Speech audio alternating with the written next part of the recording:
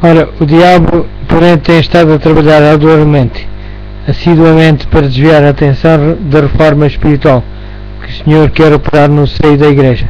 Este tem sido o método do grande inimigo desde os dias antigos: adulterar o verdadeiro e oferecer uma falsificação para promover a desordem, o caos e a perdição em lugar da verdadeira conversão e a vida eterna.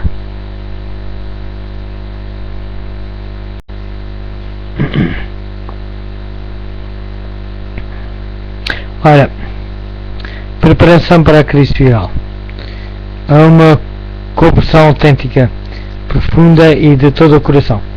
Em outras palavras, devia efetuar-se uma reforma espiritual no seio da Igreja, em preparação para os grandiosos acontecimentos do fim.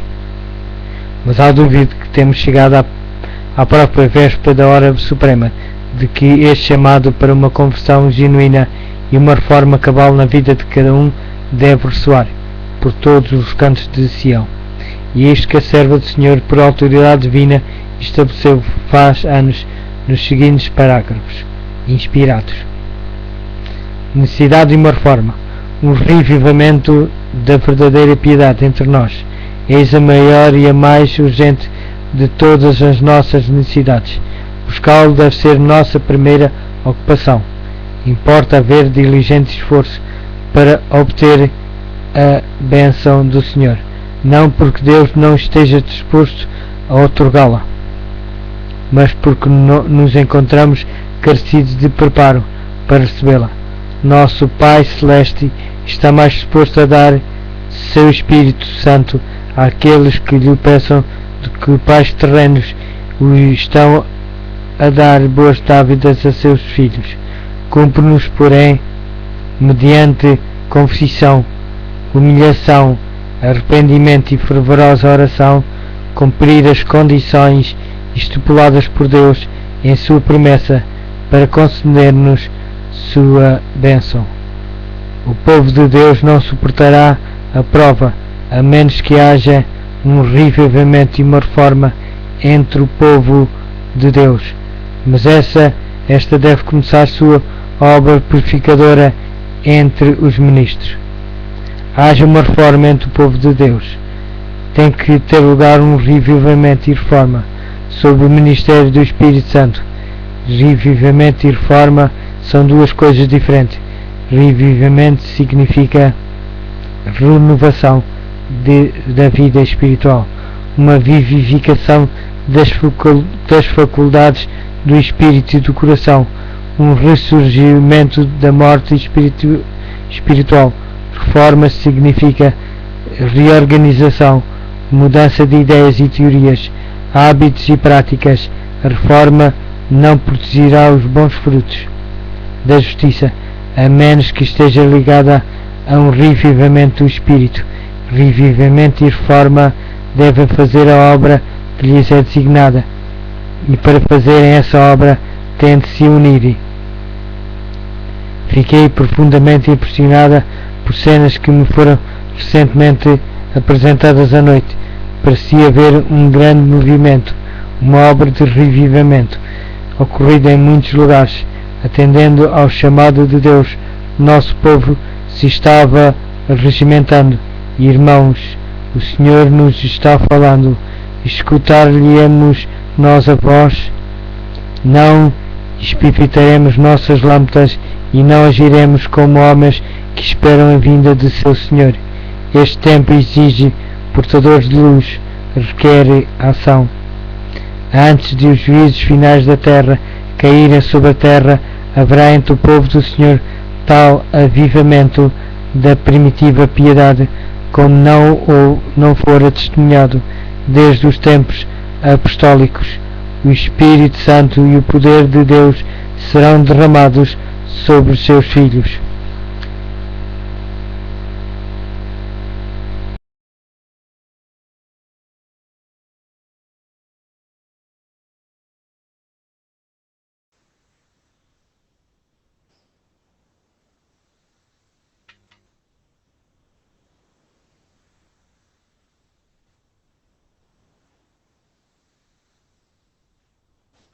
Ora, meus caros amigos, a crise vindoura.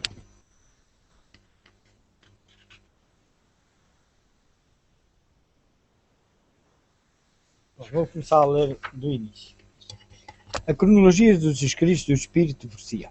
Este capítulo foi preparado pelo pastor Arthur L. White, secretário da Cooperação do Património de Ellen White.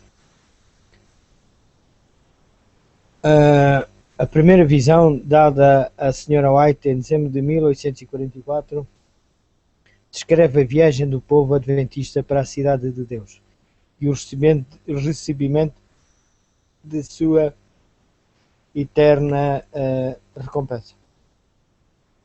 Vejamos nos primeiros escritos, na página 14 e 16. Isto deu a certeza da direção divina na experiência adventista do povo de Deus. Não se fazia nenhuma referência à crise. 10 meses mais tarde, no outono de 1845, foi-lhe mostrado que antes que Cristo viesse, outra vez, os santos deviam passar pelo tempo de angústia de Jacó. Isto era um novo conceito e induziu os pioneiros a estudar as Escrituras, a fim de encontrar referências como foram apresentadas pelos profetas de antanho, sobre este acontecimento que ainda estava no futuro. Uma palavra ao pequeno rebanho, de Tiago White. Logo em abril de 1847, em relação com a visão que confirmou a verdade do sábado, Ellen White viu a tentativa de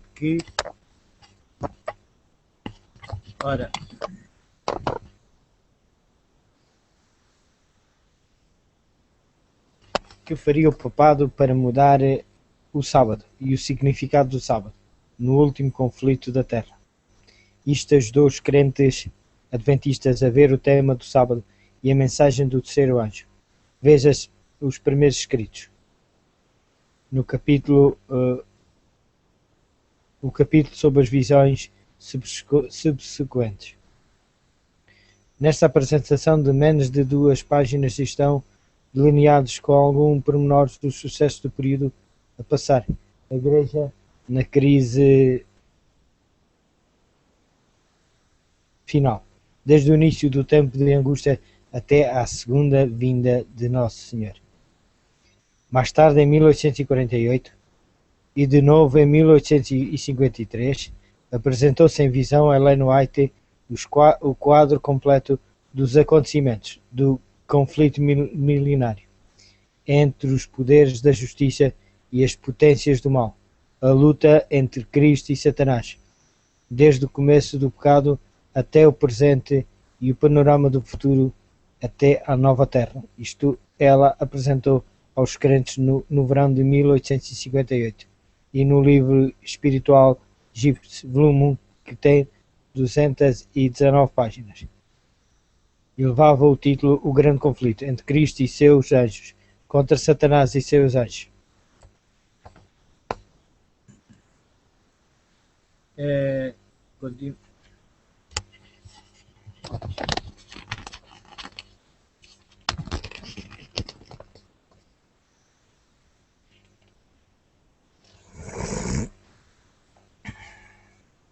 Destaque especialmente aos acontecimentos dos últimos dias e dá-se grande quantidade de informação antecipadas que até esse momento a Igreja não possuía.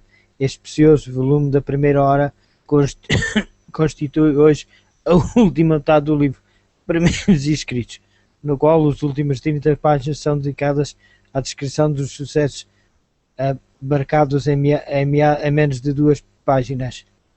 A Igreja, porém, estava destinada a crescer e com este crescimento tinha de poder abarcar e utilizar o maior e mais detalhado montante de informações sobre os acontecimentos vindouros. Em muitas visões se apresentou Ellen White sempre com maiores detalhes toda a história do grande conflito e especialmente os últimos acontecimentos cruciais do tempo da crise. A seu devido tempo, estas apresentações mais completas foram transmitidas à Igreja e ao mundo, ao publicar-se em forma ampliada a história do conflito em 400 páginas do livro O Conflito dos Séculos em 1848, 1884 e em uma nova versão ampliada em 1888, com suas 700 páginas. Esta voltou a ser publicada em 1911 na forma do livro que temos presentemente com esse nome. Neste volume, a descrição da crise futura e o libertamento abarca 100 páginas. Veja-se o conflito dos séculos.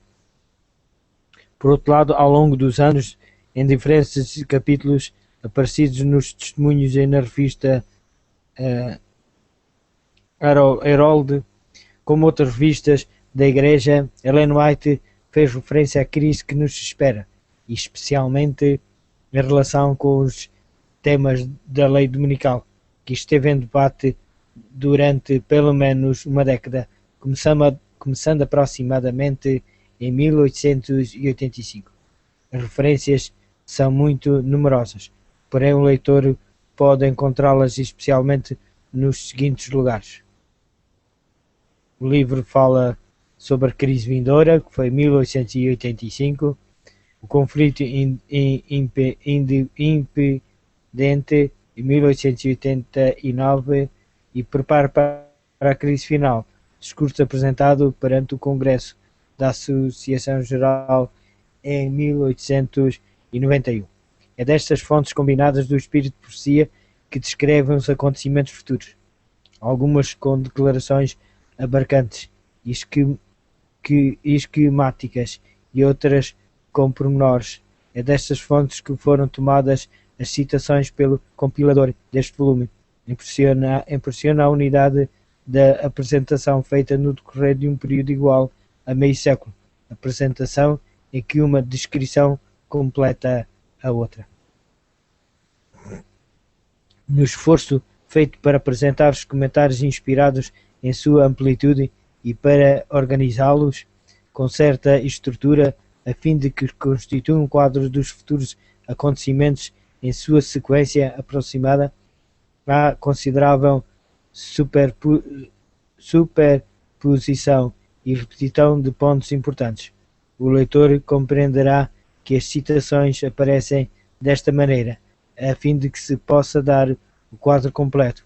Por isto, roga-se-lhe que passe por alto a natural ausência de uma transição suave. Embora em sentido geral a data de um escrito não tenha qualquer significação muito particular, a data de publicação de cada um dos livros encontra-se nas listas de abreviaturas, à página 4. Visão panorâmica dos acontecimentos. O mundo se encontra num angustioso crepúsculo de sua acidentada história.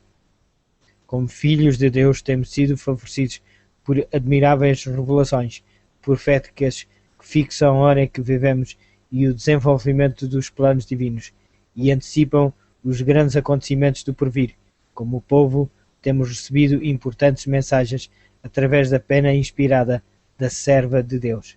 Mensagens estas que ampliam as profecias da Bíblia, abrem ante nós um vasto panorama dos acontecimentos vindouros e nos animam na busca de um preparo necessário a nós na grande crise que se avizinha.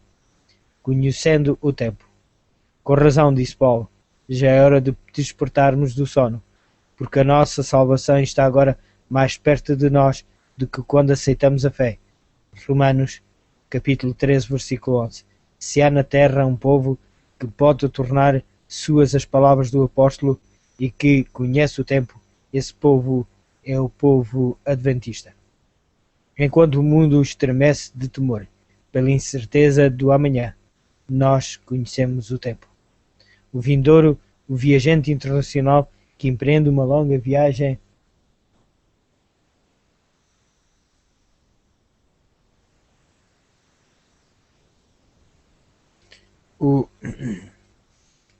continuando.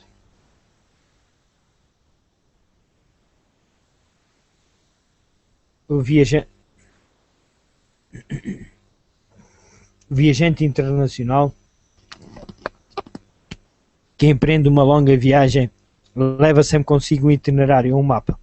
Em todo o tempo sabe quais são as etapas já cobertas de sua viagem e que escalas o espera no futuro.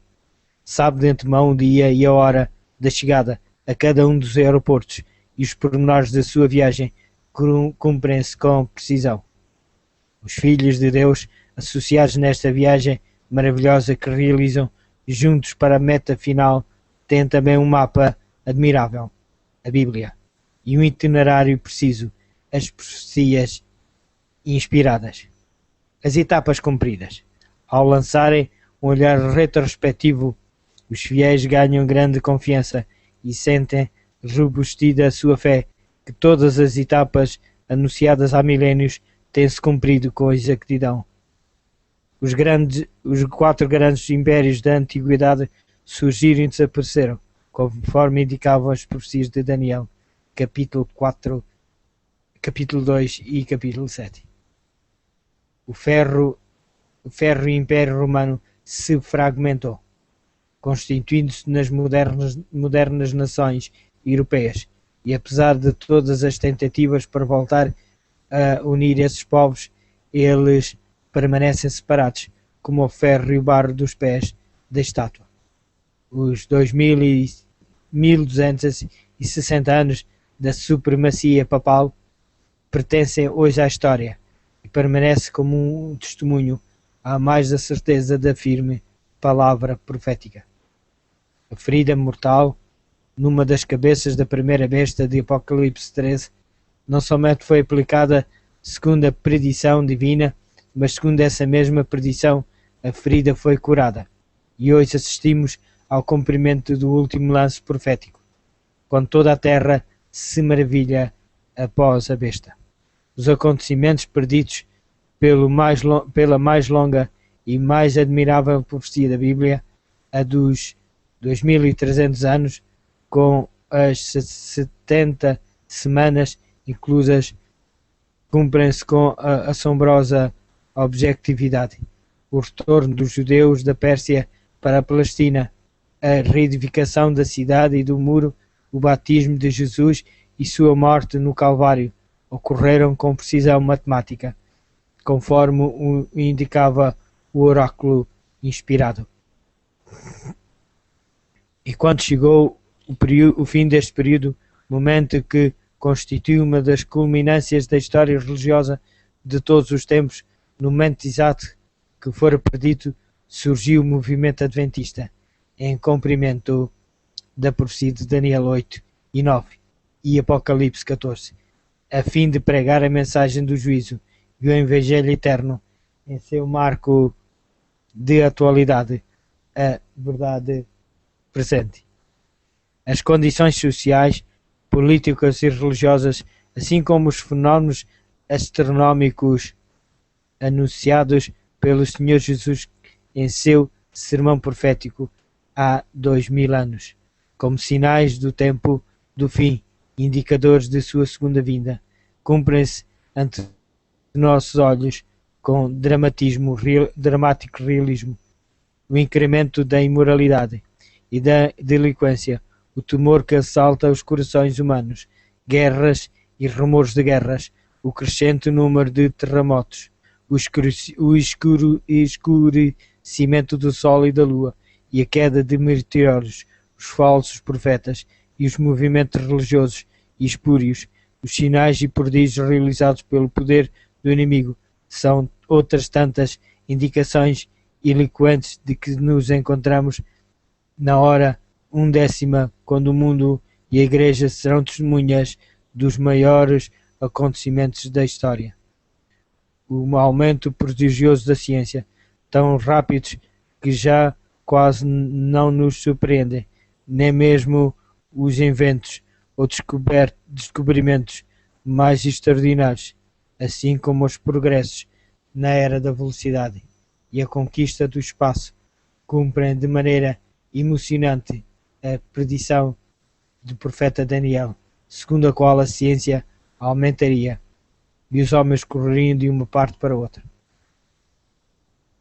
Um olhar retrospectivo, enfim, nos convence de que todas as profecias da Bíblia tem-se cumprido com espantosa precisão, de que todos os períodos proféticos chegaram ao fim em 1844, e de que nos esperam apenas os acontecimentos da última hora e o acontecimento culminante de todas as épocas, o glorioso aparecimento de Jesus nas nuvens do céu. Antes, porém, que como um povo cheguemos a essa meta almejada, o ensino combinado da Palavra de Deus e os testemunhos da Sra. White nos indicam conjunto de eventos de impressionante magnitude que passarão em rápida e estreita sucessão e que levarão a Igreja como tal e cada um de nós individualmente a uma crise máxima que requer especial preparo. O passado assegura nossa confiança no futuro.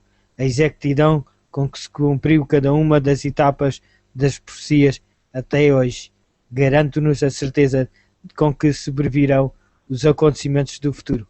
Por outro lado, a maneira admirável com que Deus tem guiado e protegido o seu povo através dos séculos, escutando contra os poderes malignos e fazendo sair sempre vencedor, é um indício da segurança com que a Igreja hoje militante continuará sendo guiada até chegar ao ponto da Igreja triunfante.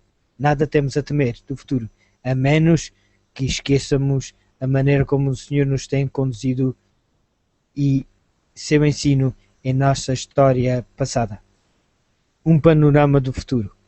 Com esta confiança e com esta certeza passamos em ligeira revista o panorama do futuro imediato, estendendo nossa vista até o regresso de Cristo. Vejamos como em visão panorâmica quais os acontecimentos que nos confrontarão como povo até o dia de nosso livramento final.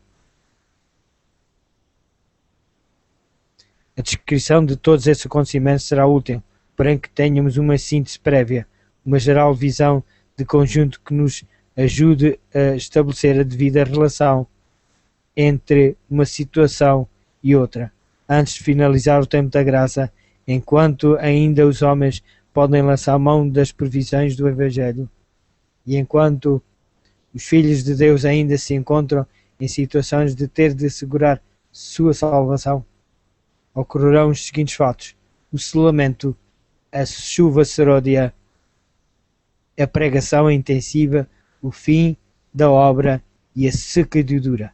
Esta anunciação dos acontecimentos mencionados não implica qualquer ordem cronológica dos mesmos. Vários desses acontecimentos, ou todos eles, poderão ocorrer em grande parte simultaneamente. O que sabemos com certeza é que quando for proferido o decreto de Apocalipse, capítulo 22, versículo 11, e terminar o tempo da graça, todos os acontecimentos também terão terminado, para dar lugar ao começo do tempo de angústia. Como fator coadjuvante, porém, em certa medida preparatória destes acontecimentos, ocorrerá dentro da Igreja de Deus um movimento de reformulação de vida, fruto em grande parte da pregação da mensagem da testemunha fiel à Igreja de Laodiceia e da compreensão do grande tema da justificação espiritual, e acelerará a queda da chuva seródia e a disseminação da mensagem, preparando o povo para as cenas do tempo de angústia e o aparecimento majestoso de Cristo. O selamento. A fim de preparar seus filhos para o tempo de angústia, Deus deseja neles imprimir o selo de sua lei, de seu caráter e de sua perfeição. Esta obra já se está verificando, é de pouca duração e logo terminará. Na verdade, o selamento pode definir-se como um processo que começa na conversão e termina com o fim do tempo da graça, seja por ocasião da morte do crente ou em virtude do fim do juízo investigativo. O selamento requer da parte de cada um a limpeza de todo o pecado e a vitória sobre cada fraqueza ou defeito. Só os que estão preparados poderão ser selados, e só os que estiverem selados poderão passar sobranceiros pelo tempo de angústia e enfrentar a presença terrível do Senhor em sua segunda vinda. A chuva seródia, a pregação intensiva e a terminação da obra. Por outro lado, Deus deseja derramar sobre o seu povo a chuva seródia do Espírito Santo. Assim como a chuva temporã habilitou a Igreja Apostólica,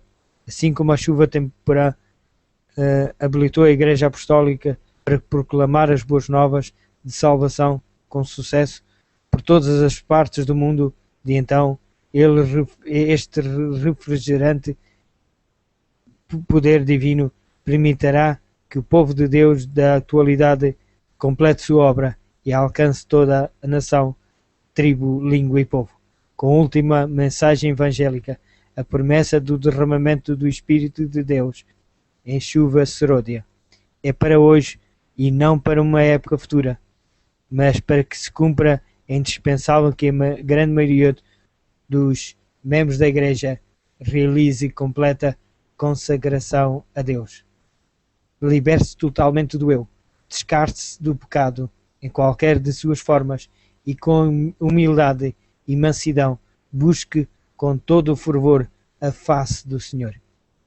Breve dar-se-á a forte pregação da mensagem. Ao manifestar-se o poder divino, a terra será iluminada com a glória do Senhor e a obra terminará de acordo com o plano e a promessa de Deus. Dentro das fileiras da Igreja deverá ocorrer um processo especial de reforma e santificação, o qual afetará a grande maioria dos seus membros no preparo para a chuva seródia, para a forte pregação e a terminação da tarefa evangelizadora. A seguidura é outro dos grandes episódios que envolvem a Igreja durante o tempo de graça. Este termo designa a definitiva apostasia de certo número dos que participam hoje do povo de Deus.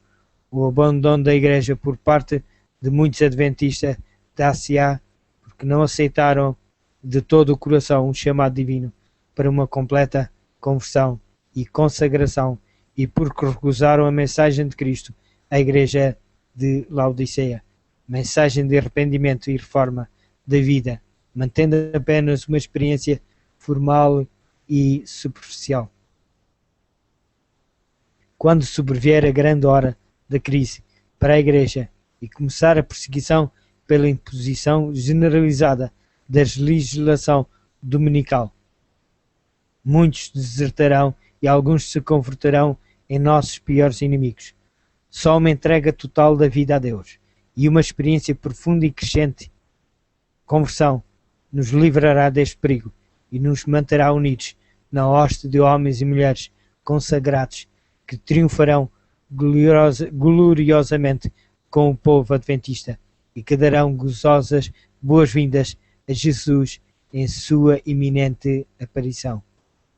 O pré-tempo de angústia, as últimas horas do tempo de graça serão tempestuosas e difíceis para o mundo em geral e também para os filhos de Deus.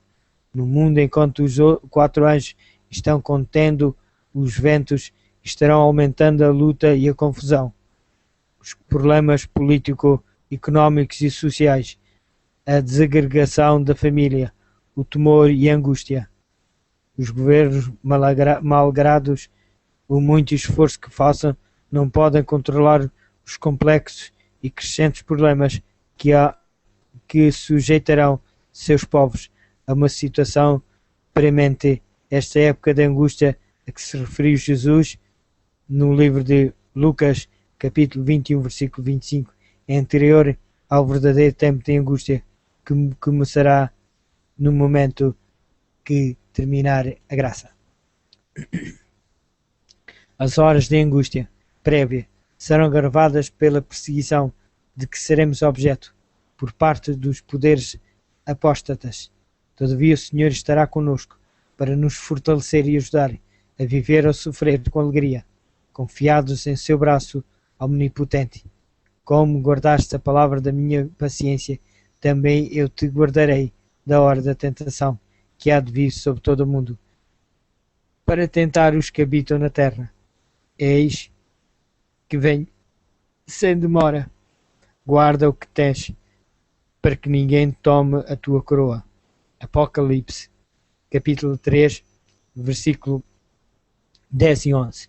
A perseguição encontra-se em Apocalipse, capítulo 13, versículo 11 a 13. Apocalipse é o último livro da Bíblia,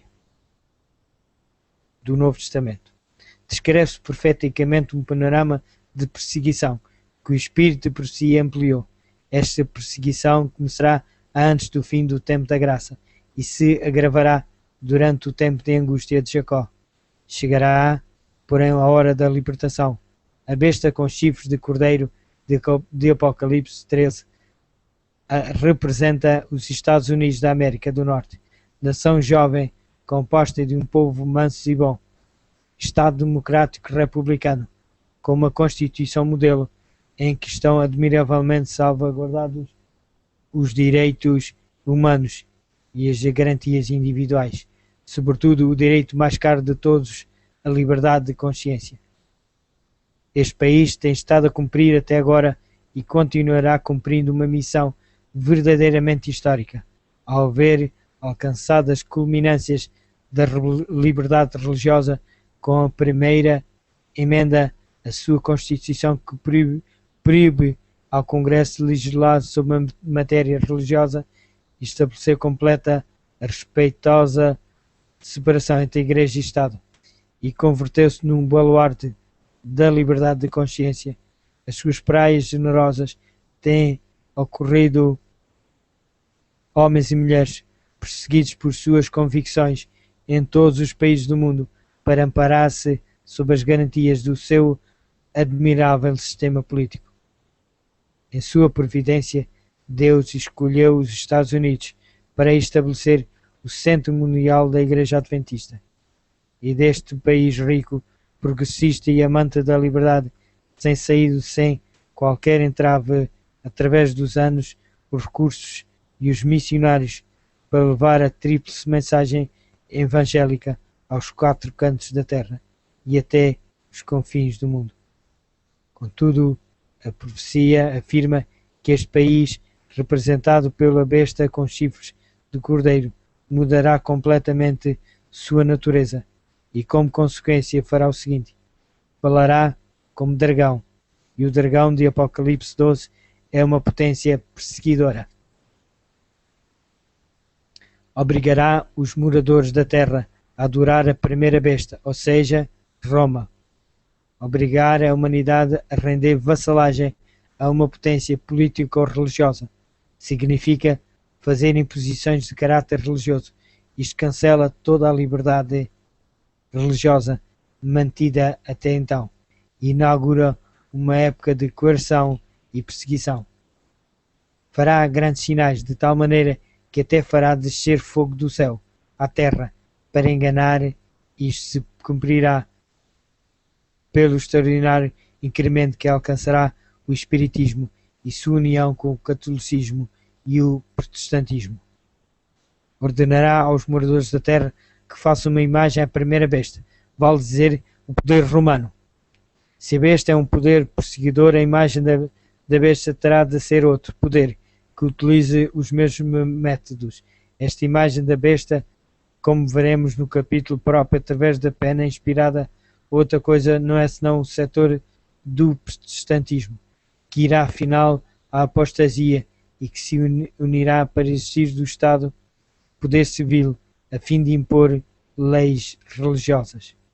Fará que em todos seja posto um sinal, o sinal da besta, e que ninguém possa comprar nem vender, a não ser que tenha o sinal da besta. O sinal da besta é exatamente o que se tem proclamado. Nem tudo o que se refere a esse assunto é compreendido. Nem compreendido será até que tenha sido completamente aberto o rolo do livro. Sendo que o sinal ou o selo de Deus é a lei divina, e em particular o sábado, verdadeiro dia de repouso, o sinal da besta, o poder do inimigo de Deus, é da verdade deve ser um falso dia de repouso. Assim como a observância do sábado de acordo com o quarto mandamento testifica de nossa lealdade ao governo de Deus como Criador e Salvador, a observância do domingo, que será universalmente imposta pela imagem da besta e os demais poderes apóstatas, é o sinal da besta, ou seja, o sinal de lealdade a um falso poder inimigo da verdade.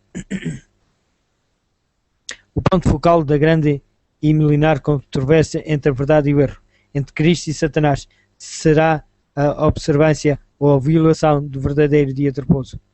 Os que não aceitam o sinal ou marca da besta, os que se negam a observar o domingo e a participar simultaneamente em atos de culto que comportarão a violação do santo sábado, serão perseguidos, perderão toda a proteção da parte do Estado. As garantias constitucionais serão suspensas para eles e privá-los-ão dos direitos mais essenciais, até mesmo os de subsistência, como de comprar e vender. Antes que termine o tempo da graça, será promulgada uma lei dominical de âmbito federal.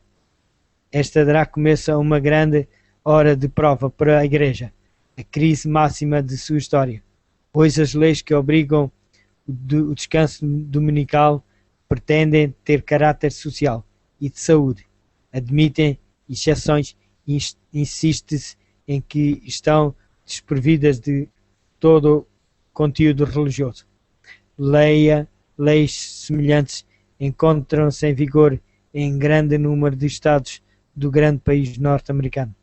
Breve, porém, essas leis se farão obrigatórias em todos os estados da União, convertendo-se praticamente em lei federal ou nacional. Essa lei será talvez de natureza diretamente religiosa, comportará de alguma maneira um ato de culto ou de violação do verdadeiro dia de repouso, e sua promulgação será exigida pela imagem da besta, ou seja, pela Confederação do Protestantismo apostatado, o qual agirá com apoio católico e espírita. Isto dará começo à grande perseguição. E quando essa lei se tornar federal, religiosa e obrigatória em todos os estados nos demais países do mundo, promulgar-se-á leis idênticas, de maneira que a perseguição será geral. Esse é o momento em que os filhos de Deus deverão preparar-se para sair das grandes cidades e em breve abandonar também as cidades pequenas. Depois das 7 últimas pragas começarem a cair, quer dizer, depois de finalizar o tempo da graça, ou seja, durante o tempo de angústia, dar-se-ão os seguintes acontecimentos nesta cadeia. A imagem da besta, o protestantismo apostatado, procurará matar quantos não o adorem.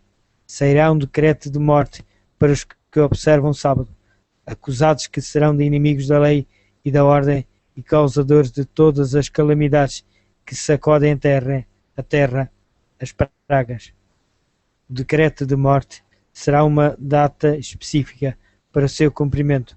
Quando for promulgado, os filhos de Deus sairão de todos os centros povoados, inclusive das pequenas cidades, e se refugiarão nos bosques, nos desertos, nos lugares escarpados, onde contarão com a especial proteção de Deus e a assistência dos anjos, os quais lhes proverão alimento. Será um tempo de verdadeira angústia, em que os fiéis clamarão a Deus de maneira incessante e com todo o fervor, solicitando libertação. Os poderes aliados na luta contra Deus, sua verdade e seu povo serão o dragão, a besta e o falso profeta. Está em Apocalipse, capítulo 16, versículo 13. O dragão representa Satanás, neste caso particular, trabalhando por intermédio do espiritismo, sob todas as suas formas pagãs, agindo nas modalidades de culto pagão e de superstição cristã, amalgamando conformando-se com os cultos protestantes ou católicos por meio de milagres e na base da doutrina comum da imortalidade da alma científica sob o nome de parapsicologia e outras denominações. A besta é o papado e a Igreja Católica, e o falso profeta é o mesmo poder que é representado pela imagem da besta. Isto é o protestantismo apostatado, confederado. Tanto o protestantismo como o papado atuarão em estreita vinculação com o Estado para impor leis de caráter religioso. E esta união da Igreja e Estado se estenderá por todo o mundo. O Armagedon, o ato seguinte do drama milenar da luta entre o bem e o mal, é descrito precisamente sob a sexta praga, ou seja, o Armagedon. O profeta viu sair da boca o espiritismo, da boca da besta o papado e da boca do falso profeta o protestantismo apostatado. Três espíritos imundos, que são espíritos de demónios, os quais farão grandes sinais para enganar e irão aos reis da terra e de toda a terra para induzi-los à batalha final contra Deus, seu povo e sua verdade. Está em Apocalipse, capítulo 16, versículo 12 a 14. Só um segundo. Vou beber uma pinha d'água.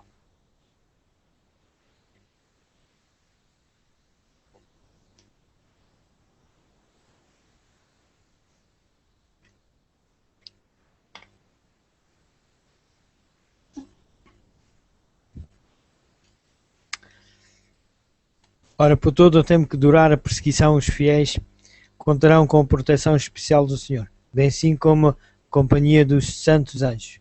Em sua última fuga de emergência das cidades, serão atacados pelos exércitos perseguidores, porém as espadas levantadas contra eles se quebrarão, como se fossem de palha. Serão defendidos por anjos que atuarão com a aparência de guerreiros poderosos. Seu pão e sua água também serão providos de maneira admirável. No mesmo dia em que expirar o prazo e dever-se cumprir-se o decreto de morte ditado contra eles, o Senhor os livrará miraculosamente, paralisando os ímpios com tremendas comoções no céu e na terra, e com extraordinária desagregação dos elementos da natureza. Em meio da confusão e da ira, os atacantes começarão a lutar uns contra os outros, destruindo-se mutuamente. Ouve-se a voz de Deus e ocorre logo uma ressurreição especial. Pouco antes de aparecer nos céus o majestoso sinal do Filho de Deus. O tempo de angústia, este tempo é descrito em Daniel 12, capítulo 12, versículo 1. Naquele tempo se levantará Miguel, o grande príncipe, que se levanta pelos filhos do teu povo. E haverá um tempo de angústia, qual nunca houve desde que houve nação, até aquele tempo. Mas, naquele tempo, livrar-se-á o teu povo, todo aquele que se achar escrito no livro. O início é com o término do tempo da graça. Todas as profecias terão sido cumpridas. Terminou a sacudidura. Já terá tempo de refrigério pela presença do Senhor na chuva seródia. A pregação do Evangelho está concluída. Nesse momento, Miguel, ou seja, Cristo, o grande príncipe que intercede por nós no santuário celestial, se levantará e sairá do santuário, pondo fim à sua obra intercessória.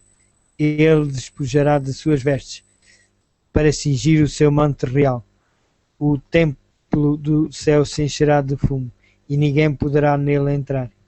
Os 4 anjos de Apocalipse 7 que estavam sustendo os ventos os soltarão, de maneira que se desencadearão furiosamente todas as paixões humanas sobre os ímpios. Cairão as últimas 7 pragas. Será esta uma época de terrível angústia para um mundo de açoites, tais como nunca se presenciaram na terra. Não fosse o fato de serem essas pragas locais e não universais, o mundo inteiro ficaria despovoado. Conquanto os filhos de Deus não sejam afetados pelas pragas, para eles esta época será um tempo de angústia indizível, em duplo sentido. Será em primeiro lugar uma angústia material, com raiz na perseguição desapiedada de que serão objeto. Embora alguns tenham de perder a sua liberdade e passem dias difíceis em celas e calabouços, a presença de Cristo e de seus anjos converterão estes lugares em mansões de luz. Muitos deles andarão fugitivos em lugares afastados, mas defendidos e assistidos pelos anjos de Deus. Mas será também esse um tempo de angústia moral. Durante esse tempo não haverá mediador. Se houvesse em sua vida faltas não confessadas ou pecados imperdoados, estariam perdidos. Passam, pois, por uma hora de incerteza e aflição. Por um momento parecem não estar seguros de que todos os seus pecados tenham sido apagados, como Jacó na noite de angústia que passou junto ao Jobeque. Eles humilham sua alma diante de Deus e clamam com todo o fervor. Conquanto sua fé seja severamente provada, sai fortalecida por essa experiência extraordinária. Por fim, suas orações são atendidas e a paz é obtida. Não podem recordar de pecado algum.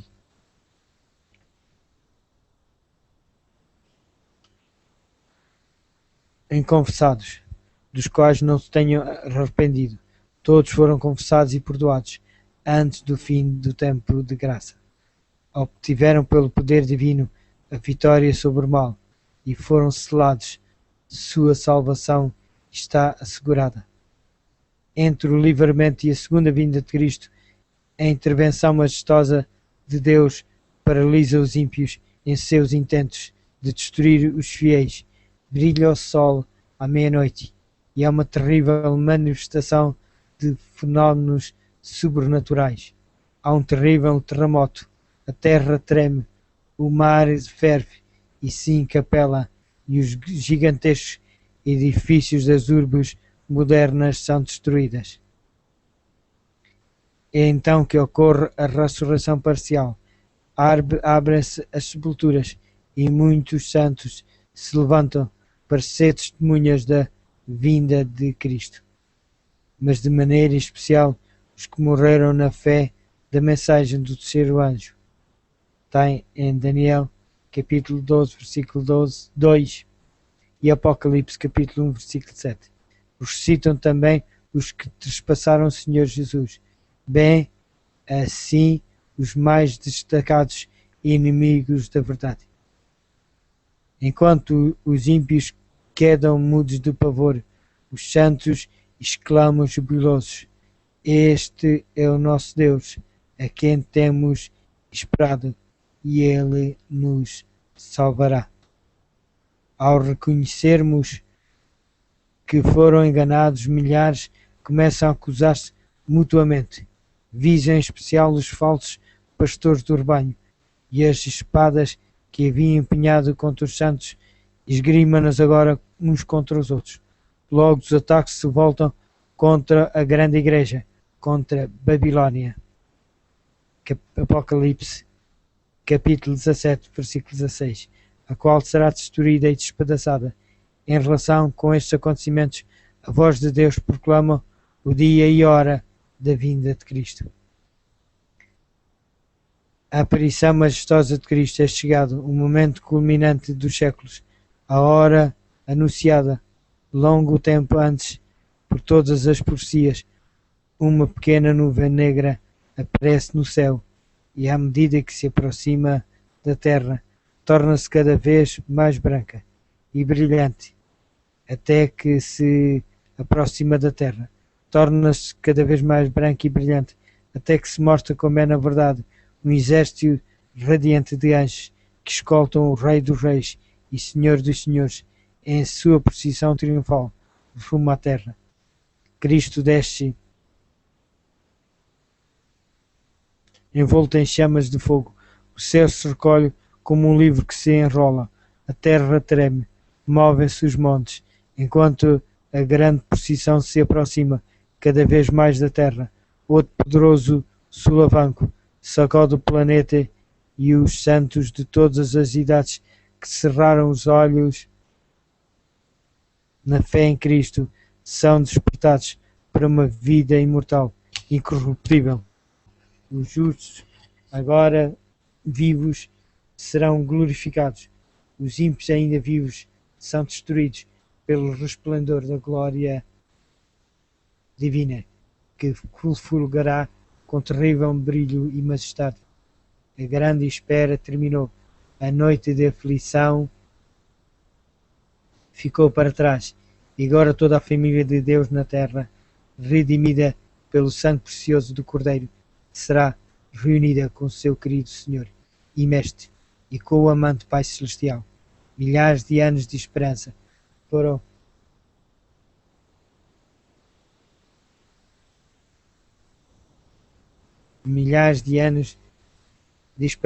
concretizados numa manhã eterna de triunfante realidade. Tu e eu devemos estar ali. Hoje é o dia da santificação. Amanhã é o dia da glorificação. Meus caros amigos e amigas, nós devemos de nos preparar individualmente. Assim como Deus nos chama individualmente, gostaria de só ler aqui: querido Jesus, aos teus pés hoje quero depor a minha vida, os meus pecados, as lutas, tudo o que sou, senão somente pó. Preciso de ser transformado, de nascer de novo. Ajuda-me, Senhor, a ser fiel a Ti em todo o meu viver. Isto foi escrito no dia 4 de 12 de 2000. Para fazer uma pausa.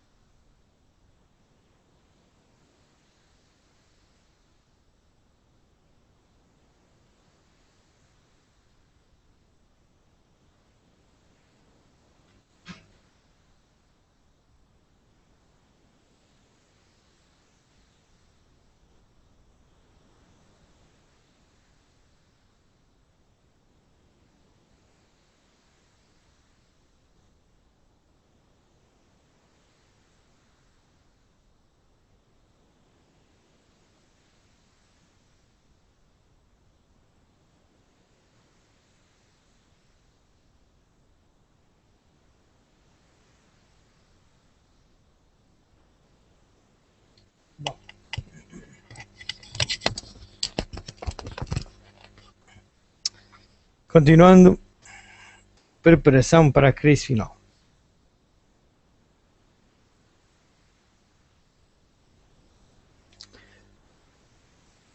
Um movimento de reforma dentro da igreja.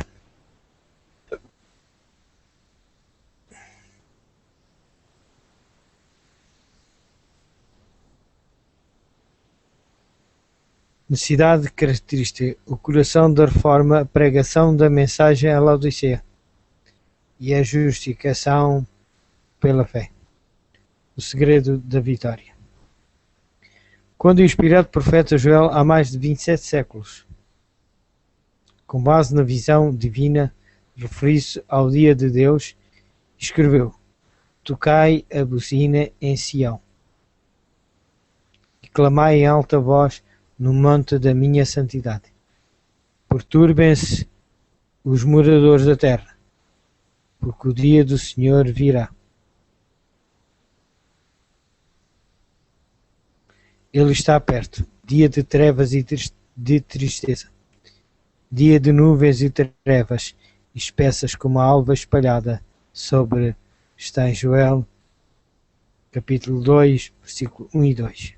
Se bem tenho estas palavras uma aplicação histórica imediata aos tempos do Velho Testamento, quando Israel seria invadida por um povo inimigo, a razão pela qual foram preservadas é que se referem particularmente ao tempo do fim, ao dia do Senhor, vésperas do regresso de Cristo à Terra. A mensagem convida a que se toque a buzina em Sião, ou seja, na igreja, a dar alarme no Monte Santo de Deus, ou seja, o seu povo, porque ocorreriam acontecimentos de tal magnitude que fariam tremer a todos os moradores da terra. Assim, ainda assim prossegue o profeta: agora, como diz o Senhor, convertei-vos a mim de todo o vosso coração, e isso com jejuns e com choro e com pranto, e rasgai o vosso coração e não os vossos vestidos, e com pranto e não os vossos vestidos, e convertei-vos ao Senhor vosso Deus, porque Ele é misericordioso e compassivo e tardio em irar-se, e grande em beneficência, e Ele se arrepende do mal. Tocai a buzina em Sião, santificai um jejum, proclamai um dia de proibição, congregai o povo, santificai a congregação, chorem os sacerdotes, ministros do Senhor, entre o alpendre e o altar, e digam: poupa o teu povo ao Senhor. Em vista dos tremendos acontecimentos que estariam para ocorrer no dia do Senhor, a igreja devia ser despertada por uma voz de alarme, e o povo devia ser chamado a uma conversão autêntica, profunda e de todo o coração.